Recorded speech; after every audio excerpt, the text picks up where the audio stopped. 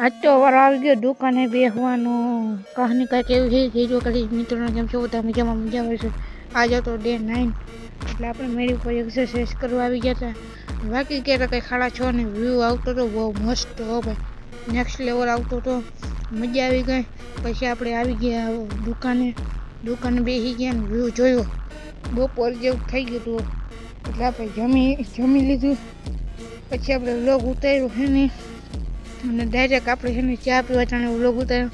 અટાણે ચા પીને આપણે નીકળી ગયા પછી વાડીએ, એટલે આપણે પહોંચી ગયા ડાયરેક્ટ વાડીએ પહોંચી ગયા। નાલી સાઈડ વાવ્યું હતું કાંઈક ઘઉં ને ચણા, એટલે આપણે જોવા મહિના શું છે આમાં હતા ઘઉં, એટલે જીરી ખોલી મેં જોયું કેવા છે ઘઉં। એ જો ઘઉં છે એ નનકા જે ઝૂમ કરીને જોયું પણ મસ્તી ના હતા ભાઈ। એ નાનકડો ફોટો છે ઘઉંનો, ઉગી ગયા ભાઈ ફાઇનલી હો ભાઈ।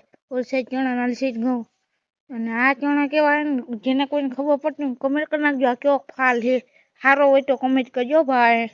પછી આપણે નીકળી ગયા અને આ રૂ પડ્યું છે, પછી આપણે નીકળી ગયા શાક બકાલું જેવા। શાક બકાલુંમાં વાવ્યું હતું ધાણા કોથમરી પાલક, એમાં જોઈ રહી નનકા થોડું આવતું એટલે આપણે ઘર માટે ન લીધું, જોયું તો એમાં બહુ મસ્તીના થઈ ગયા તાર ધાણા કોથમરી ને પાલક।